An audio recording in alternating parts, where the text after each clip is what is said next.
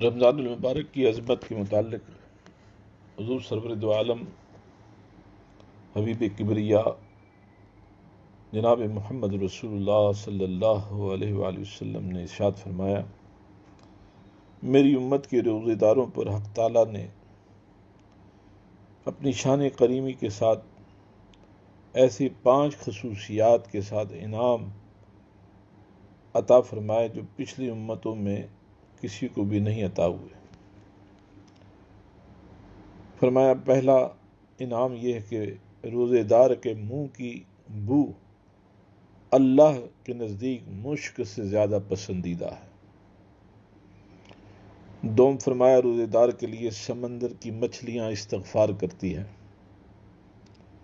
تیسرا انعام ارشاد فرمایا روزے دار کے لیے جنت کو مزین کیا جاتا ہے۔ چوتھا انعام کہ سرکش شیطان اس مہینے میں قید کر دیے جاتے ہیں۔ اور 5واں انعام یہ کہ رمضان کے آخر میں روزے دار کی مغفرت کر دی جاتی ہے۔ یہ وہ 5 انعامات ہیں جو اس سے پہلے کسی امت کو اللہ نے نہیں عطا فرمائے۔ یہ صرف امت آخر کو اللہ نے مقدر فرمائے۔ یہ صدقہ ہے جناب محمد رسول اللہ صلی اللہ علیہ وسلم کی نسبت کا۔ اب دیکھیے روزے دار کے منہ کی بو مختلف اقوال ہیں۔ کسی نے کہا اللہ تعالیٰ روزے دار کی منہ کی بدبو کے بدلے آخرت میں خوشبو عطا فرمائے گا جو مشک سے زیادہ عمدہ اور دماغ کے لیے وہ معطر ہوگی۔ دوسرا قول یہ ہے کہ روزے دار قیامت کے دن جب قبروں سے اٹھیں گے تو ان کے منہ سے خوشبو جو آئے گی وہ مشک سے بہتر ہوگی۔ کسی نے کہا روزے دار کے منہ کی بو دنیا ہی میں اللہ کے نزدیک مشک زیادہ پسندیدہ ہے۔ یہ اظہار محبت اور ایک تعلق کا اقرار ہے، کیونکہ اللہ تعالیٰ نے امت رسول صلی اللہ علیہ وسلم کو یہ بطور انعام عطا فرمایا ہے کہ اس روزے دار کے منہ کی بو جو ہے اسے خوشبو سے تعبیر فرمایا۔ دوسرا انعام جو اللہ نے اس امت کو عطا فرمایا وہ یہ کہ روزے دار کے لیے سمندر کی مچھلیاں استغفار کرتی ہیں۔ مراد اور مقصود یہ ہے کہ وہ دعا کرتی ہیں، اور بعض روایت میں یوں ہے کہ فرشتے ان کے لیے ان روزے داروں کے لیے استغفار کرتے ہیں۔ اور یہاں مچھلیوں کے استغفار سے مراد اس بندے کی شان محبوبیت کا اظہار ہے کہ حدیث پاک میں ہے کہ جب اللہ رب کریم کسی بندے سے محبت فرماتا ہے تو جبرائیل کو حکم ہوتا ہے، جبرائیل مجھے فلاں شخص سے محبت ہو گئی ہے، مجھے پسند ہے، تم بھی اس سے محبت کرو۔ جبرائیل آسمانوں پر اعلان کرتے ہیں فلاں شخص کو اللہ پسند فرماتا ہے، فرشتوں تم بھی اس سے محبت کرو۔ اسی طرح پھر تمام فرشتے اس سے محبت کرنے لگتے ہیں۔ پھر زمین پر بسنے والے تمام فرشتوں کو یہ حکم ہوتا ہے، پھر زمین کے مخلوق اس بندے کی مقبولیت کا اعلان کیا جاتا ہے۔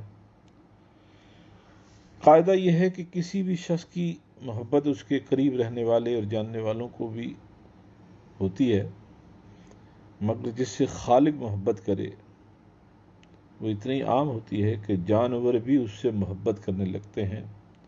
اس سے بلا دلیل پتہ چلتا ہے کہ روزے دار روزے کی حالت میں خدا کا محبوب بن جاتا ہے، اور اس کی محبوبیت کا یہ انعام اللہ اسے عطا فرماتا ہے کہ سمندر کی مچھلیاں بھی اس کے لیے استغفار کرتی ہیں۔ تیسرا انعام ارشاد فرمایا جنت کو مزین کیا جاتا ہے، مطلب جس کو بلانا ہے اور جہاں پہنچانا بٹھانا مقصود ہوتا ہے اس جگہ اور اس مقام کو، گھر کو، اس جگہ کو سنوارا جاتا ہے۔ شادی کا ایک دن مقرر ہوتا ہے، مگر اس کے اہتمام کے لیے کئی ہفتوں مہینے پہلے سے کوشش کی جاتی ہے۔ روزے دار نے اپنی زندگی میں اللہ کی خاطر روزہ رکھا، اس روزے کے سبب اس روزے دار کے لیے جنت مزین کی جاتی ہے، سجائی جاتی ہے، اور جنت اس کی منتظر رہتی ہے۔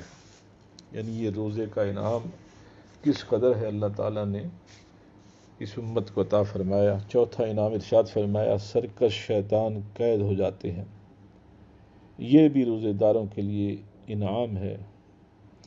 گناہ کی طرف میلان میں اکثر شیطانی اثرات کا دخل ہوتا ہے، اس لیے رمضان میں گناہوں کا عام سلسلہ کم رہتا ہے، لیکن اس کے باوجود بعض لوگ گناہ نہیں چھوڑتے، اور اس کی وجہ سال کے 11 مہینے کی وہ یاری کے اثرات ہیں جو 12ویں مہینے پر بھی اپنا اثر دکھاتے ہیں۔ اگرچہ شیطان کیونکہ اس بات کا ذمہ اس کے سر ہے کہ وہ گناہ پر انسان کو اکساتا ہے، لیکن یہ رمضان میں جب قید کر لیا گیا تو پھر گناہ پر اکسانا یہ اس لیے بے معنی ہو جاتا ہے کہ اب وہ نفس ہی گناہ کا 11 مہینے میں اتنا عادی ہو چکا ہے کہ وہ گناہ چھوڑ نہیں پاتا، اور وہ اپنی عادت کے مطابق گناہ پر قائم رہتا ہے۔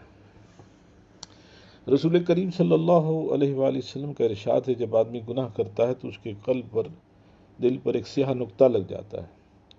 اگر سچی توبہ کر لے تو وہ نقطہ دھل جاتا ہے، وہ داغ مٹ جاتا ہے، اور اگر وہ توبہ نہ کرے تو یہ سیاہی بڑھتے بڑھتے سارے دل کو کالا کر دیتی ہے، پھر خیر کی بات اس کے دل پر اثر نہیں کرتی، یعنی اس کا دل جو ہے اس حد تک سنگ ہو جاتا ہے، پتھر ہو جاتا ہے کہ اب کوئی بھلائی نیکی کی بات اس کے دل پر اثر نہیں کرتی۔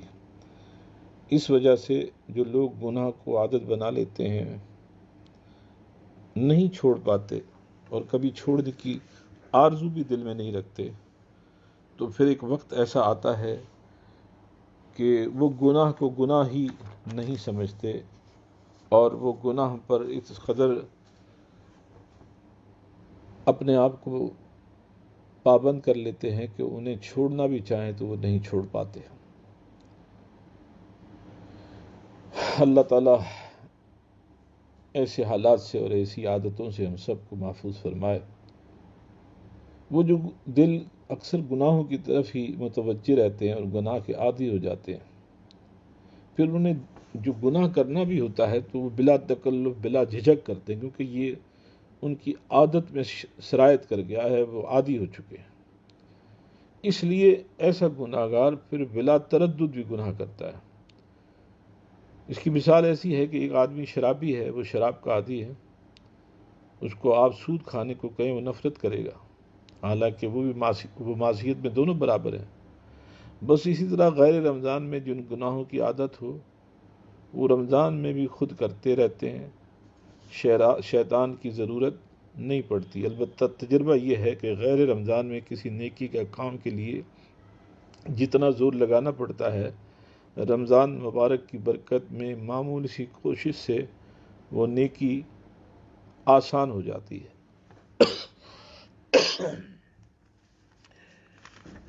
پانچواں انعام جو اس امت کو اللہ نے عطا فرمایا وہ یہ ہے کہ اس مہینے کے آخر میں اللہ تعالیٰ گناہ گار کی بخشش فرما دیتا ہے، یعنی اس کی مغفرت ہو جاتی ہے، کیونکہ اس آخری عشرے میں ایک رات جسے شب قدر کہا گیا جو 1000 مہینوں سے بہتر ہے، اللہ تعالیٰ نے اس رات کے قیام میں بخشش کا وعدہ فرمایا ہے۔ جو خوش نصیب ہیں وہ اس رات کو ضائع نہیں جانے دیتے، اس کی قدر کرتے ہیں اور اس کی فضیلت سے اپنی جھولیاں بھر لیتے ہیں۔ ایسے بد نصیب کا کیا ذکر کیجیے جو اس رات میں بھی اب خود کو محروم رکھتا ہے۔